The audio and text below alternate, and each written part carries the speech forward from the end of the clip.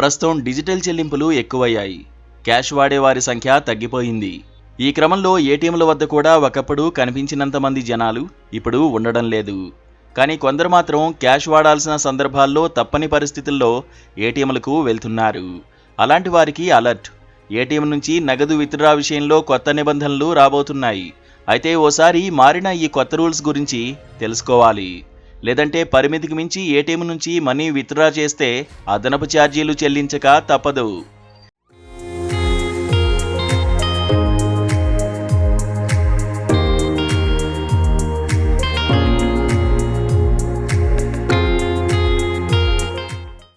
Reserve bank of India interchange ఛార్జీలను పెంచింది.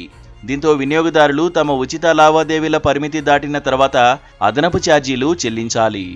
ATM interchange ఛార్జీలు అనేవి ఏటీఎం సేవలను అందించడానికి ఒక బ్యాంకు మరొక బ్యాంకుకు చెల్లించే ఛార్జీ. ఈ రుసుము సాధారణంగా ప్రతి లావాదేవీకి స్థిర మొత్తం, తరచుగా వారి బ్యాంకింగ్ ఖర్చుల్లో భాగంగా వినియోగదారులకు బదిలీ చేయబడుతుంది. ఆర్బీఐ ఈ ఛార్జీలను సవరించాలని నిర్ణయించింది. ముఖ్యంగా వైట్ లేబుల్ ఏటీఎం ఆపరేటర్ల అభ్యర్థనల మేరకు పెరుగుతున్న కార్యాచరణ ఖర్చుల నేపథ్యంలో ఈ నిర్ణయం తీసుకున్నారు. ఈ క్రమంలో మే 1 నుంచి వినియోగదారులు ఉచిత పరిమితిని దాటి ప్రతి ఆర్థిక లావాదేవీకి అదనంగా ₹2 చెల్లించాల్సి ఉంటుంది. అలాగే బ్యాలెన్స్ విచారణ వంటి ఆర్థికేతర లావాదేవీలకు రుసుము కూడా రూపాయి పెరుగుతుంది. దీంతో ఇప్పుడు ప్రతి లావాదేవీకి ₹7 ఖర్చవుతుంది.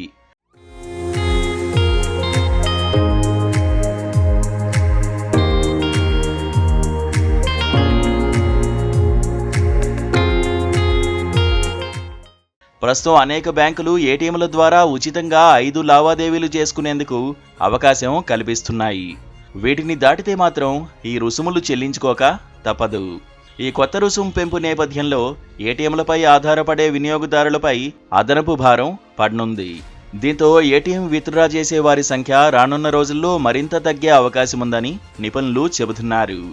ఏటీఎంలు ఒకప్పుడు బ్యాంకింగ్ సేవల విషయంలో చాలా కీలకంగా ఉండేవి. కానీ ఇటీవల డిజిటల్ చెల్లింపుల వ్యవస్థ పెరిగిన నేపథ్యంలో వీటి వినియోగంలో ఇబ్బందులు ఎదురవుతున్నాయి. మరోవైపు ఆన్లైన్ వ్యాలెట్లు, యూపీఐ లావాదేవీల సౌలభ్యం నగదు ఉపసంహరణల అవసరాన్ని భారీగా తగ్గించింది.